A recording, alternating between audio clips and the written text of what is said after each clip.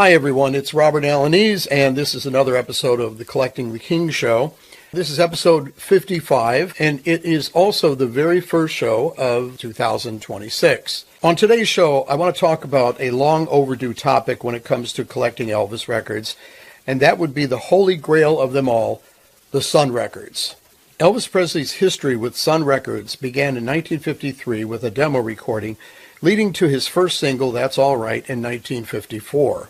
Owner Sam Phillips sought a white artist to perform rhythm and blues and found that in Elvis, who combined country and blues to create rockabilly. Presley's successful recordings for the label, which included other hits like Mystery Train, helped define the term rock and roll. The studio then attracted other future stars such as Johnny Cash, Carl Perkins, and Jerry Lee Lewis before his contract was sold to RCA in late 1955. In 1956, after leaving Sun, Elvis visited the studio and participated in an impromptu jam session with Carl Perkins, Jerry Lee Lewis, and Johnny Cash. The recording from this session became known as the $1 Million Quartet. So let's start off talking about the Sun records with the Sun 78s. The most famous and probably the most valuable of all of the Sun 78s is That's All Right, which was backed with Blue Moon of Kentucky. That's Sun 209, and that was released in July of 1954 as a 10-inch single and a 78 RPM. The reason why they're called 78s is because they had to be played at that speed. I don't even know if they even make record players like that anymore where you can play something at 78. Maybe they do. The second release was Good Rockin' Tonight, and I Don't Care If the Sun Don't Shine on the flip. And that was released August of 1954. Oh, that was released the month I was born. The next one was Milk Cow Blues Boogie, You're a Heartbreaker, and that was released in January of 55. And then Baby Let's Play House, and I'm Left, You're Right, She's Gone, which was Sun 217, and that was released in April of 1955. And last but not least is Mystery Train, with the flip side being I Forgot to Remember to Forget. And that was released in September of 1955. On the 78s, there were no push marks present, and I'll explain what push marks are in a minute. Identification numbers were engraved. The bad thing about 78s is how fragile they are and easy they are to break. I can tell you my experience with probably, I think, the one and only Sun 78 that I ever had. And I remember, I don't know if you remember, Carol, but we were driving between Memphis and Nashville, and we stopped at an antique mall. And up high, there was a Sun 78, and it was, I'm pretty sure it was Milk Cow Blues Boogie. I'm pretty sure that's what it was. I think I paid $800 for it. I'm pretty sure. I mean, it was a lot of money, but I knew that at that time, a Sun 78 was selling for at least $2,000. And this was in the 90s, by the way. I went ahead and bought it, put it in my case, and I padded it up real well. I had a backer board on it, and I was in a sleeve and everything. And I was real careful with the box. I got it home, and I took it out, and I looked carefully, and there was a crack. I don't know how it even happened. Now, I don't know if it went through the whole record. I don't think so. I mean, maybe half the record. But there was a real obvious crack. And I said, oh, my God. Like I said, there's nothing more heartbreaking than paying like $800 for a record and then it gets broke. A lot of you collectors probably know how that feels. I still kept the record, and I put it in a frame, and I took it to a show, and I sold it to somebody from Europe. I can't remember. I think it was a guy from the Netherlands, maybe Switzerland. And, of course, there was no way I could get the $800 back that I paid for it. So I think I ended up selling it for like $300 or something like that. And he knew the crack was there. I told him the whole story and showed him the crack, and he just said, well, he says, I don't care. You know, I'm from the Netherlands, so when am I going to see a Sun 78? So he didn't mind. He thought the $300 was fine. So I took a $500 loss on that. But you can see what I mean. That's just, to me, I don't even like dealing with 78s, not even the RCA 78s. You know, they're just too fragile. For those of you who collect that stuff, God bless you. Good luck.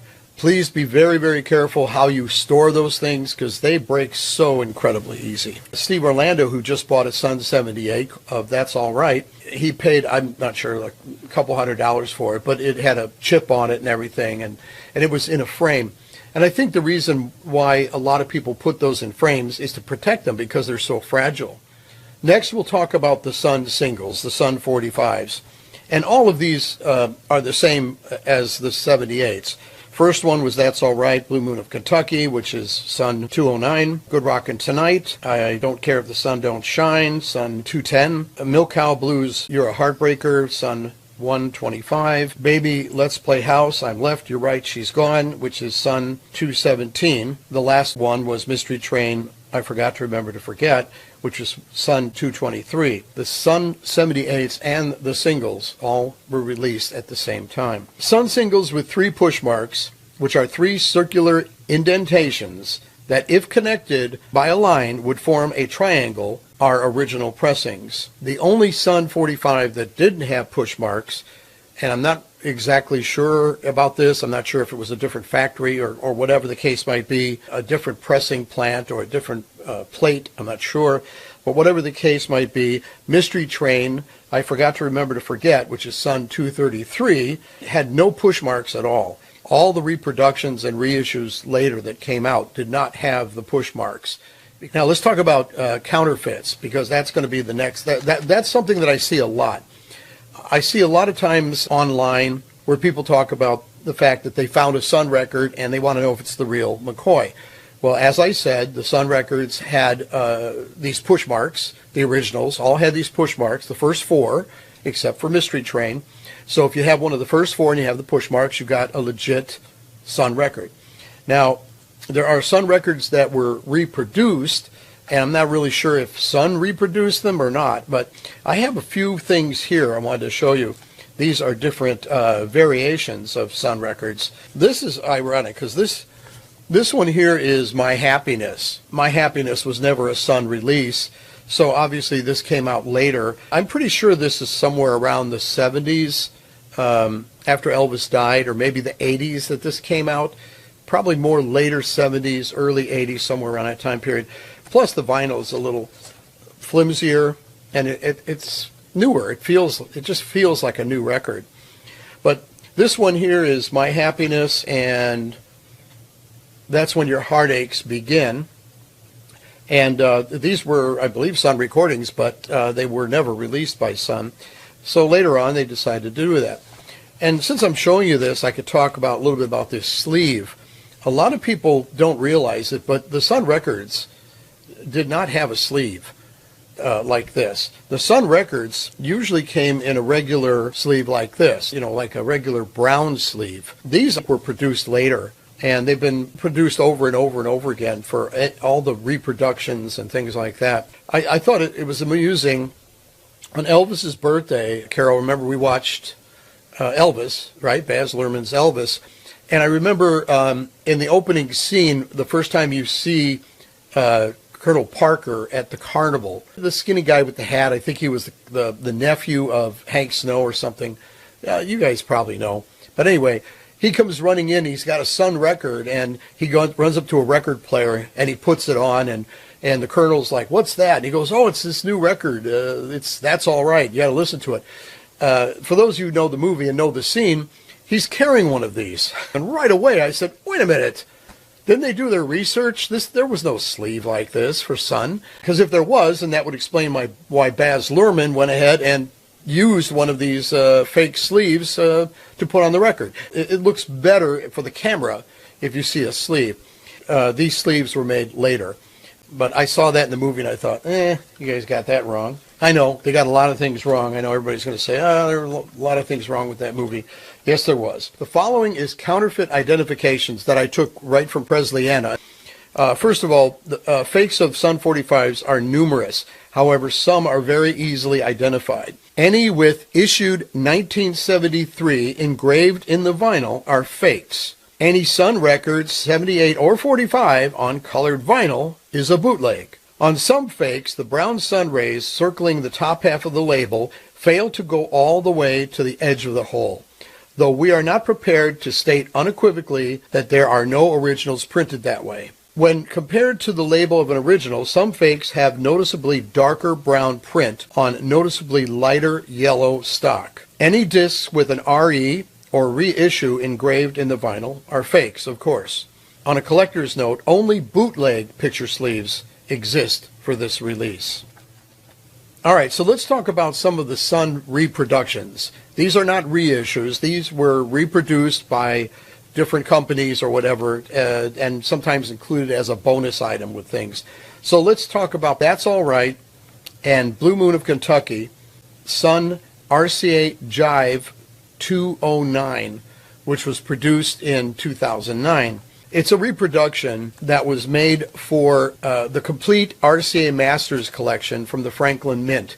And what that was it was kind of this record player type design package, and it looked like a record player, and you opened it up and all of the masters, the RCA Masters, were lined up in there. They were not in the same order as the Masters collection that was released around the same time, which was a box, and it had all of the Masters in, I believe, in chronological order as they were recorded. This was done for the Franklin Mint, and each CD had different theme. Elvis and the Girls, and it was all songs with the girls' names, and Elvis in Memphis with songs from just stuff he recorded in Memphis, but they were all different categories and different themed CDs. It's a pretty good reproduction. Again, you could tell by feeling it that it's a lightweight 45. The Sun singles were a little heavier than this, and of course this was made in 2009, so it was pressed differently, and it has a trail off on it. It doesn't have a date or anything, I don't think. But anyway, it's still cool because it's from RCA. Another example of a Sun reproduction, I don't even think these were like an official release. In 2006 or 2005, MRS, which is Memphis Recording Service, for those of you who know who that is, that's Joe Pizzata's company, who right now is putting out a ton of albums. We've talked about it before. He's putting out, he puts out concerts and all kinds of stuff. He's even got a new one coming out for South Bend, Indiana shows. But he's been putting out a lot of vinyl, a lot of records. But before he got into the vinyl, he was doing CDs. And around that time, he was always coming to Memphis, and we saw him in Memphis a lot. So he would, sometimes he had stuff that he just gave away. So he was kind of promoting this at the time. But what you have here is this is a That's All Right Sun reproduction. It was pressed by MRS using the original 1954 Sun Records Master Mother stamper. Wow. But I believe what he said, Joe Pizzata said at the time, was that he had gotten this master stamper that they originally used to press these Sun 45s. So he had these pressed using that stamper, and that's it. Master Mother Stamper. God, that almost sounds like I'm swearing at somebody. You mother stamper.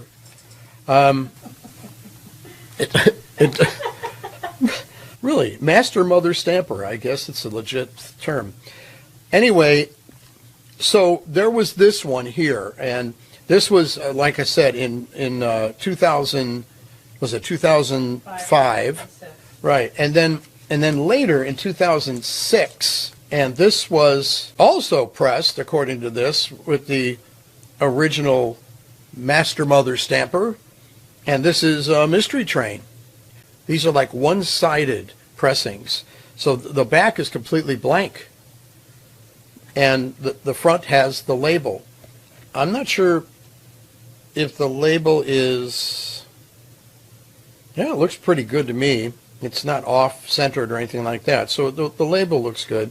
But I do have to say, this Mystery Train, for some reason, is a really crappy pressing compared to the That's All Right. Before I did the show, I played both of these just to see, how they played. And this That's All Right Mama plays okay, considering it was pressed on the old stamper. It still has a little kind of funky sound to it. I don't know if that's from the stamper. Maybe it is. I don't. I mean, if it was a better stamper, I'm sure the pressing would be perfect and it would play perfect. But it has a little like an aged sound to it. But this one here, the Mystery Train, it's terrible. I mean, when I put it on to play it, it was like, holy cow. I mean, it was crackling all through it, and I mean, the needle was having a hard time staying on it. So, boy, this master stamper here for this one wasn't much to brag about. So anyway, so there was, like I said, That's All Right, and then Mystery Train from Joe Pizzata's Memphis Recording Service. In 2003, there was this portable record player that came out that played records and CDs, and it was also radio, and it was illuminating, meaning that when you played it or plugged it in, it would light up. The word Elvis would light up and the numbers would light up. Apparently, when you bought this record player, it came with this exclusive That's All Right double-sided promo 45 RPM single. It does say it was included with the purchase of the record player. This RCA BMG Special Products 45 came with a silver label with Elvis on the top and an Elvis Presley logo on the left, and was custom made just for this single. There have been many Sun label reproductions, and probably will continue to be as long as collectors who can't afford the original Suns want to add a Sun reproduction to their collection, as the value continues to grow into thousands of dollars on the originals. I know people that have bought the Sun 45 reproductions. I know Joe Pizzata, MRS, his company MRS, they did a bunch of Sun 78s on colored vinyl. Some were colored, and there were some clear vinyl ones, and people went nuts. I know Neil Spencer bought the clear vinyl ones, and he has them up on a wall. He put them in a frame, and they look beautiful. Let's talk about albums featuring Sun recordings. Believe it or not, For LP Fans Only was the first appearance of the Sun record recordings on an LP. And I think it was because they were running out of material when Elvis was in the Army. So when they did For LP Fans Only, by that time, they just grabbed some singles that were laying around that were not on album. That's why they call it For LP Fans Only, because these were singles mostly. And they put them on an LP. And I guess at that same time, they said, well, you know what, let's throw the 5 Suns on there. So that basically is the first time the Sun records ever appeared on an LP. So in 1976, RCA Victor released the Sun Sessions.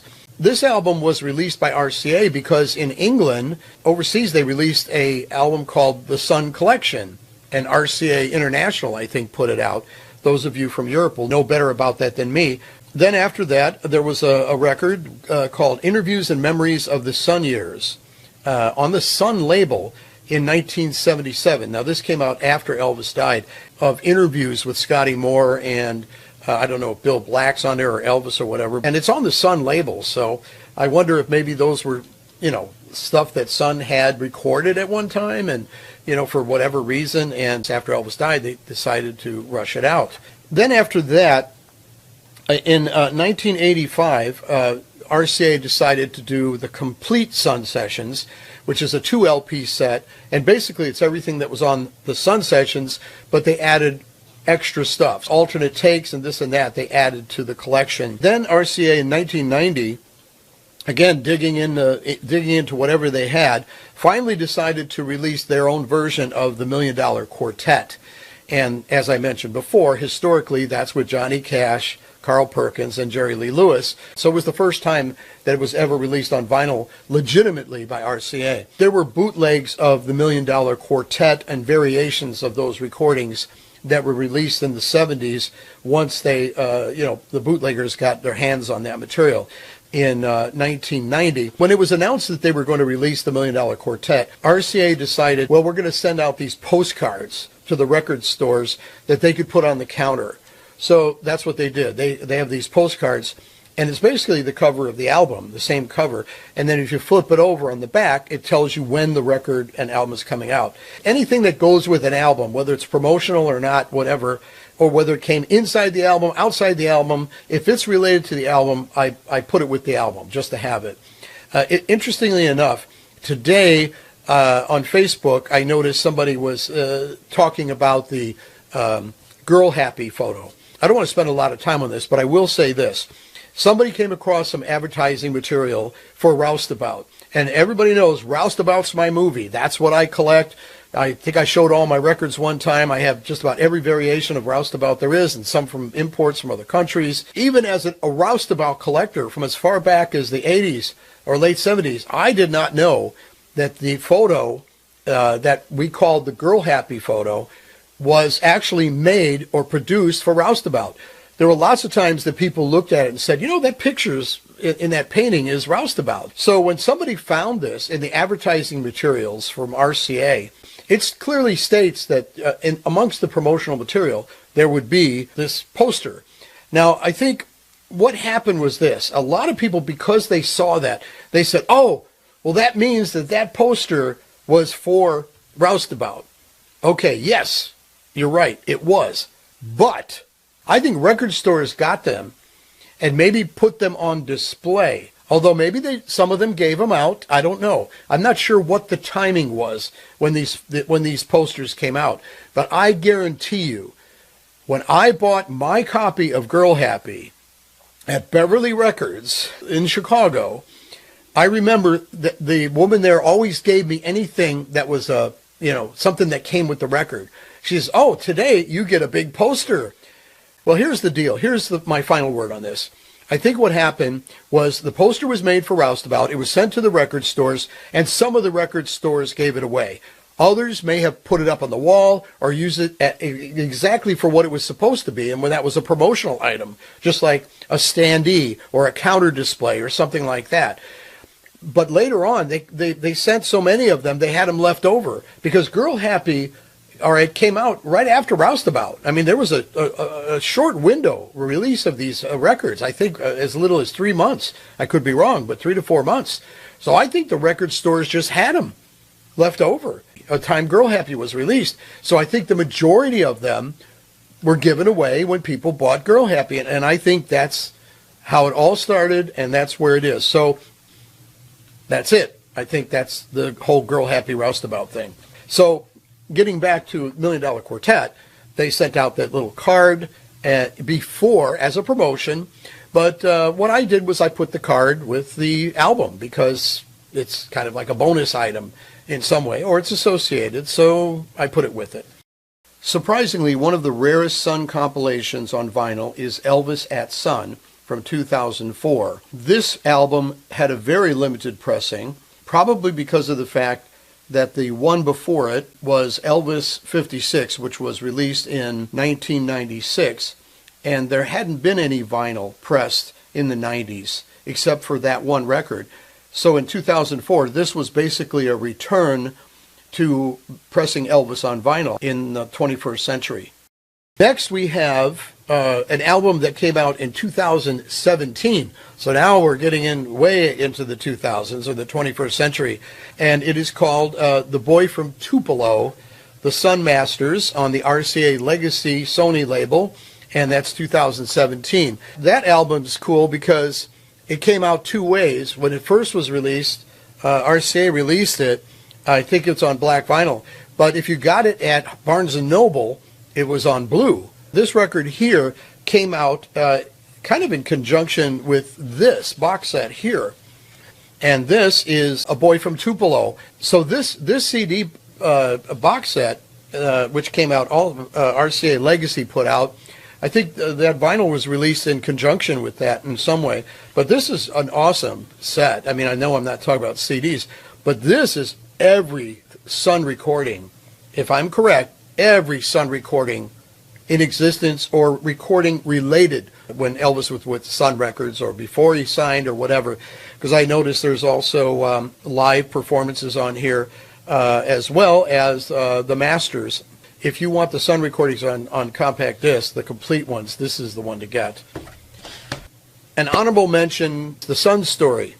And that is an honorable mention because it's not all Elvis, but it's a really cool album. It's I believe it's a two record set on Rhino. Rhino Records put it out in 1986. And it only features 2 songs by Elvis, but it has a lot of recordings from other artists from around the time that Elvis was there. So that's my honorable mention as far as Sun records on vinyl. Here's a couple additional ones I want to show you. When speaking of the Sun Sessions, okay, here is the Sun Sessions, and the reason I'm showing you this one is because the original, I believe, when it was released in '76, came out on the tan label, and it's pretty common. Although sometimes they have promo stamps on them, and that's pretty cool. But this one is cool because it's a black label reissue, and the black label is much harder to find. This is a black label reissue. I believe it says 1981. It came out, I think, right after. '76 is the original, so this one came out in the '80s. But I just thought I'd show you that the Sun Sessions on a black label, as far as rarity goes. Then I knew the Sun. I was doing this thing on Sun, so we were at a store, and I remember Carol. I showed her this, and she's like, "What's the big deal?" Well, here's a note about the Sun years. I mentioned this before: interviews and memories of the Sun years. It came out with 3 different covers. The very first issues, even though these are not, like I said, official RCA releases, and it is on a Sun label, the very first one was a white cover, just like this. It was a white cover. It is the rarest release or version of this LP. So if you ever find one on a white cover, that's the one you want. But then it was also released on a light yellow, and it was also released on a dark yellow cover. Some were pressed in Nashville, some were pressed in Memphis. Too much to get into here. But the whole thing about this one was I saw it and got excited because I thought, oh, great, it's the white cover, it's the first pressing. Until I turned it over and saw, nope, it's not from the United States. It is actually from London. And it's on Charlie Records. Charlie Records, what? It's got the same number and everything. It says MALPS, which I think is the correct number. But anyway, I had to pick it up and show it to you just because of the fact that it is the white cover is the rare of the 3 releases of the U.S. pressings. But I thought this was kind of cool. It's got a glossy cover and everything, and people in Europe are probably going, no big deal. That about kind of wraps up everything on the Sun Records. I got to be honest with you. I'm not a big 45s guy, and I told this on the shows before. A friend of mine, Rocky Kriegel from Milwaukee, now that guy, man, he knows everything about 45s. If I had him on the show, he could tell you stuff about the Sun Records that would blow anything that I'm telling you away. Most of my references are from Presleyana, and of course, that's a lot of research went into that stuff. So personally, I've only had the 78 that was cracked, and then I've had the Sun 45s, and I think I had them all at one point in time. I think I had one of each. But the thing about it is they were so popular, and people were willing to pay good money for them. I sold them. So do I have Sun Records in my collection? No, because I really don't collect 45s. So it might be the reason why I've delayed doing a Sun Records show for such a long time. I think that's the reason. So the information I'm giving you here is mostly my own personal experience, and then I pulled it right out of Presleyana. So that about covers the Sun stuff as far as that part of the show. I wanted to let everybody know that I am planning to do a Facebook group for people on Facebook, like Paul Combs has ElvisRecords.com, and a lot of people that watch my show go there and post all the time. Mike Butcher, Ian McQuillan, Craig Lapine, a lot of these guys go on there, okay? So I get a lot of emails for the show, a lot, and it's hard for me to answer them. It's really hard, and sometimes it's a real quick answer. And I could do it real quick, but I have to go through a lot of trouble just to get the email. I have to check my Gmail. I have to check, my Facebook pages and all that. So I figured, you know what? By the time this airs and you're watching this, I will be creating that Facebook group very soon. And that way we can talk a little easier. And if you have any questions, you could talk to me. I'm always checking out Facebook all the time anyway. So this will eliminate some of the time that's spent when people send me, messages to Collecting the King Facebook page, the Sounds Good Records Facebook page, my page. On a sad note, I wanted to let everybody know about something that just recently happened. My good friend Johnny B, and a lot of you know who that is. John recently lost his cat, whose name was Elvis. It's a very sad time for him. He's doing okay, but it's hit him really hard. We have cats ourselves. Missy and Squeaky are our two cats. So I knew exactly how he felt when he had to put him down, and that was about a week ago. Those of you viewers out there who are Johnny B fans, please feel free to leave a comment below in regards to that, maybe condolences or something like that. Again, I want to thank everybody for, subscribing to the show. Our subscribers are going up, and that's great. I really appreciate that. About the upcoming release for Baz Luhrmann in February. Well, I think everybody knows this, Carol, but I'll go ahead and tell everybody again. A lot of you people already know that the Baz Luhrmann film, Epic, Elvis Presley in Concert, is coming out. They just had a screening in Memphis, which, by the way, that's what I wanted to do. On January 8th at Graceland, they had a showing. That's why I wanted to go down there. But it's being released on IMAX, I think on the 20th of February, pretty sure. And then it's going to be released to regular theaters on the 27th.